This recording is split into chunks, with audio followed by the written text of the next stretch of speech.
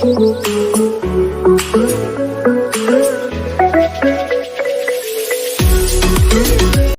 नमस्कार और welcome back to the chemistry classes, जहाँ पे आपको बायोलॉजी भी आजकल पढ़ाई जा रही है। तो नेक्स्ट प्रीवियस वीडियो में मैंने ब्रेन स्पाइनल कॉर्ड का आउटलाइन दिया था। आज हम पढ़ेंगे ब्रेन और स्पाइनल कॉर्ड के बारे में, जो कि सेंट्रल नर्वस सिस्टम में आता है। तो मैंने देखिए यहाँ एक आउटलाइन बनाया हुआ है ताकि आपको भी आसानी हो। ये आउटलाइन आप कॉपी कर सकते हैं, आपके लिए बहुत फ़ायदेमंद होगी। ब्रेन देखिए बेसिकली 3 पार्ट में डिवाइडेड है। फोर ब्रेन आगे वाला पार्ट, मिड ब्रेन बीच का पार्ट और हाइंड ब्रेन पीछे वाला पार्ट, यहाँ जो नीचे होता है। फोर ब्रेन 3 पार्ट में डिवाइडेड है, सेरेब्रम, थैलेमस एंड हाइपोथैलेमस। ठीक है, देखिए इसके अलावा जो चीज़ें आपको जाननी है मैं वो यहाँ लिखता जाऊँगा। सेरेब्रम जो है, cerebrum it is the largest part of the brain. Cerebrum क्या है बच्चों? Largest part of the brain है। और हमारी पूरी बॉडी में जितनी भी थिंकिंग होती है, कैलकुलेशन होती है, मतलब ये बहुत अच्छी बात है कि हमारा ब्रेन ही हमारे ब्रेन के बारे में समझने की कोशिश कर रहा है, पर हमारा ब्रेन ही हमारे ब्रेन को समझ नहीं पा रहा है। तो सेरेब्रम जो है वो largest part of the brain होता है। और जितने भी मेन फंक्शंस होते हैं, जैसे जिसमें आप लोग बहुत ही तेज हैं, कैलकुलेशन, रिमेम्बरिंग, ये सारे काम ब्रेन सेरेब्रम ही करता है। अब सेरेब्रम इतना बड़ा है कि सेरेब्रम 2 पार्ट में डिवाइडेड है। देखिए मैंने यहाँ लिखा भी है, made up of 2 hemisphere, right cerebral hemisphere and left cerebral hemisphere. ठीक है, हमारा right part of the brain हमारे बॉडी के लेफ्ट पार्ट को कंट्रोल करता है और हमारा left part of the brain हमारी बॉडी के राइट पार्ट को कंट्रोल करता है। इन दोनों के बीच एक पैच होता है, एक लेयर होता है, जिसको हम लोग कहते हैं कॉर्पस कैलोसम। क्या कहते हैं बच्चों? Corpus callosum. ये कॉर्पस कैलोसम है। कॉर्पस कैलोसम का काम होता है इंफॉर्मेशन को राइट हेमिस्फीयर से लेफ्ट में ले जाना और लेफ्ट से राइट में ले जाना। क्योंकि अगर हम लोग कोऑर्डिनेट नहीं करेंगे, हमें पता नहीं चलेगा कि हमारा राइट ब्रेन बॉडी से क्या करवा रहा है और लेफ्ट साइड क्या करवा रहा है, तो थोड़ी दिक्कत हो सकती है। हाँ, तो सेरेब्रम जो 2 हेमिस्फीयर में डिवाइडेड है, जो कि बीच में कॉर्पस कैलोसम होता है, उस सेरेब्रल के हर हेमिस्फीयर 4 पार्ट में डिवाइडेड होते हैं, 4 लोब होते हैं। Frontal lobe, parietal lobe, temporal lobe और ऑसिपिटल लोब, सबका अलग अलग फंक्शन है।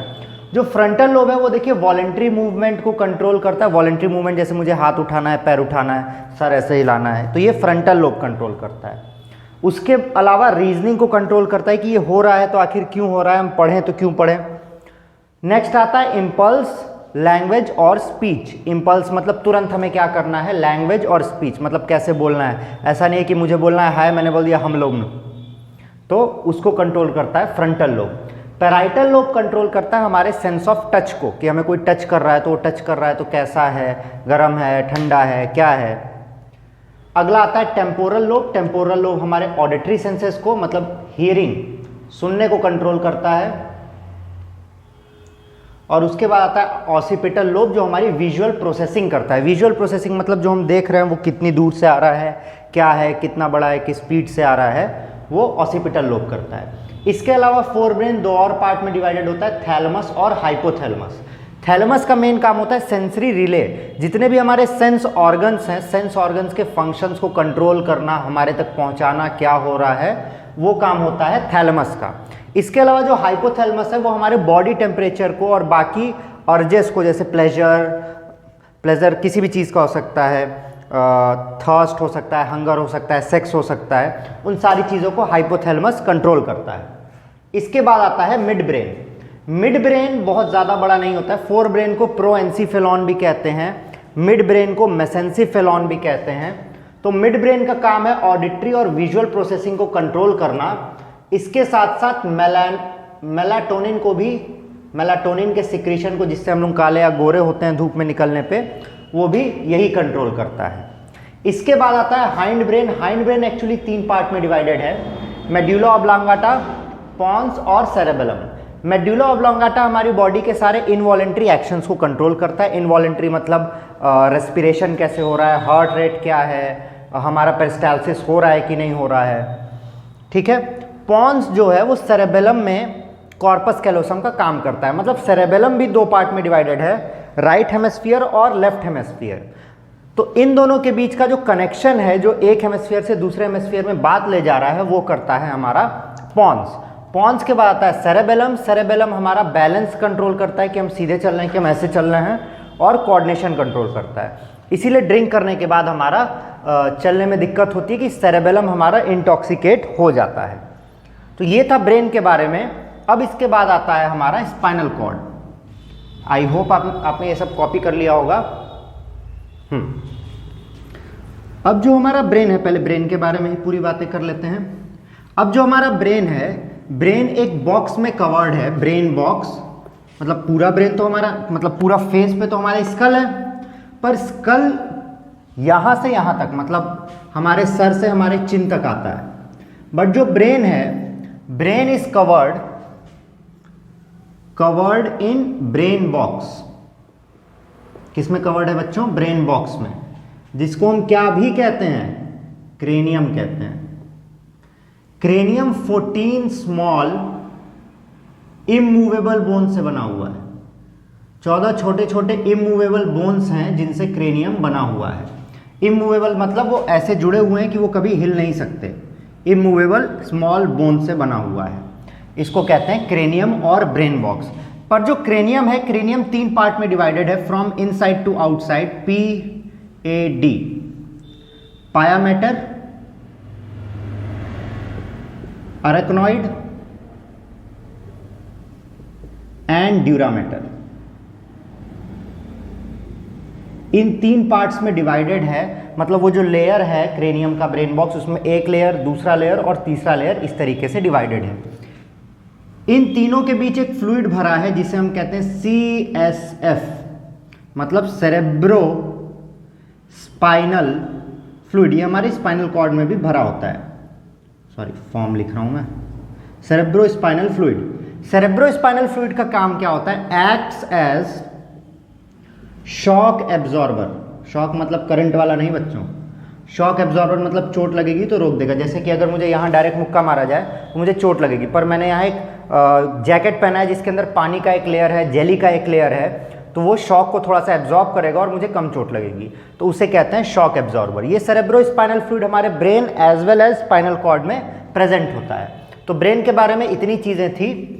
अब बात करते हैं हम स्पाइनल कॉर्ड की, सेंट्रल नर्वस सिस्टम का second part.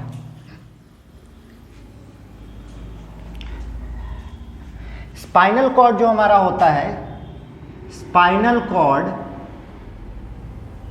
Is responsible for all the reflex actions. ये बहुत ही इंपॉर्टेंट है आपके बोर्ड एग्जाम के पर्सपेक्टिव से। रिफ्लेक्स एक्शन क्या होता है? जिन चीज़ों को सोचने में हमें बहुत कम टाइम लगता है, ब्रेन से भी कम, जो हमें तुरंत करना होता है, उन्हें कहते हैं रिफ्लेक्स एक्शन। जैसे कि अगर मैंने यहाँ हाथ रखा और यहाँ पे बहुत गर्म है तो मैं ऐसे तुरंत हटा लूँगा। अगर यहाँ पे कुछ नोकीला और मेरा हाथ गलती से चला गया ऐसे, तो हम तुरंत ऐसे हटाएंगे। तो इन चीज़ों को सोचने में हमें बहुत कम टाइम लगता है और ये सारे एक्शंस हमारा स्पाइनल कॉर्ड ही कंट्रोल करता है। तो अगर हम रिफ्लेक्स एक्शन की बात करें तो आपसे रिफ्लेक्स आर्क पूछा जाता है कि किस ऑर्डर में ये सारी चीजें होती हैं। तो देखिए, अगर हम ब्रेन की बात करें तो मैंने पहले वीडियो में एक्सॉन और इंट्रॉन के बारे में आपको बता रखा है। तो एक्सॉन जो होता है वो होता है ग्रे कलर का, और साइटॉन जो होता है वो होता है वाइट कलर का। तो ब्रेन में वाइट मैटर अंदर की तरफ होता है, मतलब साइटॉन अंदर की तरफ होता है और एक्सॉन बाहर की तरफ होता है। स्पाइनल कॉर्ड में जस्ट उल्टा होता है। स्पाइनल कॉर्ड में एक्सॉन अंदर की तरफ रहता है और साइटॉन बाहर रहता है। इसीलिए जो ग्रे मैटर है ये स्पाइनल कॉर्ड में अंदर रहता है। ग्रे मैटर है और ये वाइट मैटर है। ग्रे मैटर किससे बना है बच्चों? ग्रे मैटर बना है एक्सॉन से, एक्सॉन अंदर की तरफ, और वाइट मैटर साइटॉन बाहर की तरफ है। इसलिए सोचने का काम स्पाइनल कॉर्ड में कम होता है। देखिए, सबसे पहला है ये आपका रिफ्लेक्स आर्क का डायग्राम होता है।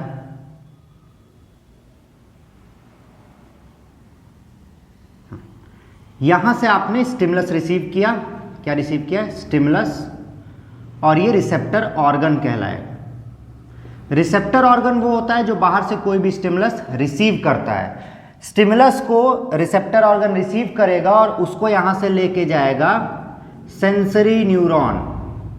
कौन लेके जाएगा बच्चों? Sensory neuron. इसके ऊपर भी एक ऐसे बना देता हूं, ऐसे। ये है गैंग्लियन। ये रिफ्लेक्स आर्क का डायग्राम बहुत ही इंपॉर्टेंट है आपके लिए। फिर वहां से दूसरा आता है इफेक्टर ऑर्गन, जहां से हमने स्टिमुलस रिसीव किया। मेरा स्टिमुलस यहां से रिसीव हुआ था अगर कुछ गर्म था तो, पर जो इफेक्ट, ये रिसेप्टर ऑर्गन होगा, पर इस हाथ को उठाने के लिए मेरा मसल्स ये वाला काम करेगा, ये वाला काम करेगा, तो इसको कहेंगे इफेक्टर ऑर्गन। तो रिसेप्टर ऑर्गन ये है और इफेक्टर ऑर्गन ये है। तो इफेक्टर ऑर्गन तक जो मैसेज लेके आएगा वो होगा मोटर न्यूरॉन, और इन दोनों को जो कनेक्ट करेगा वो होगा एसोसिएशन न्यूरॉन। Association neuron. तो ये होता है, ये पूरा डायग्राम है आपका रिफ्लेक्स आर्क का, और इसका ऑर्डर कुछ ऐसे होता है। स्टिमुलस, स्टिमुलस कहाँ गया? रिसेप्टर ऑर्गन, ये एक्चुअली इसके अंदर होता है रिसेप्टर ऑर्गन। रिसेप्टर ऑर्गन कहाँ लेके जाएगा बच्चों? मोटर न्यूरॉन, मोटर न्यूरॉन से एसोसिएशन न्यूरॉन, एसोसिएशन न्यूरॉन कहाँ पे रहेगा? Spinal cord. एसोसिएशन न्यूरॉन से, सॉरी मोटर न्यूरॉन नहीं, यहाँ सेंसरी न्यूरॉन होगा। एसोसिएशन न्यूरॉन से मोटर न्यूरॉन, और फिर आया इफेक्टर ऑर्गन। तो ये आप लिख सकते हैं, ये ऑर्डर आपका होता है रिफ्लेक्स आर्क का, जो आपके लिए बहुत ही इंपॉर्टेंट है। और इस तरीके से आपका खत्म होता है सेंट्रल नर्वस सिस्टम, CNS। इसके बाद मैंने PNS भी बताया था, अगर आप पहला वीडियो देखेंगे तो आपको पता चलेगा। पेरिफेरल नर्वस सिस्टम वो दो पार्ट में डिवाइडेड है, सिंपैथेटिक और पैरासिम्पैथेटिक नर्वस सिस्टम। वो एंटागोनिस्टिक होते हैं। कई बार आपसे पूछता है what do you mean by antagonistic. Antagonistic उन्हें कहते हैं जो एक दूसरे के अपोजिट में काम करते हैं, कोई खींच रहा है तो कोई ढकेल रहा है। तो सिंपैथेटिक और parasympathetic nervous system is basically for adrenaline, मतलब उसी तरीके से काम करते हैं। एक हमारा हार्ट रेट बढ़ाएगा तो दूसरा हमारा हार्ट रेट नॉर्मल करेगा। एक हमारा आई का प्यूपिल ऐसे डायलेट करेगा तो दूसरा वाला कम करेगा। ब्रीथिंग रेट एक बढ़ाएगा तो दूसरा ब्रीथिंग रेट कम करेगा। तो यही होता है जो सिंपैथेटिक और पैरासिम्पैथिक नर्वस सिस्टम डेंजर्स के कंडीशन में काम करते हैं। तो ये था पूरा आपका control and coordination in animals. Next video में हम पढ़ेंगे control and coordination in plants. Till then do not forget to like, share and subscribe the channel. अपने दोस्तों के साथ शेयर ज़रूर करें। मिलते हैं फिर अगली बार। Signing off, bye bye.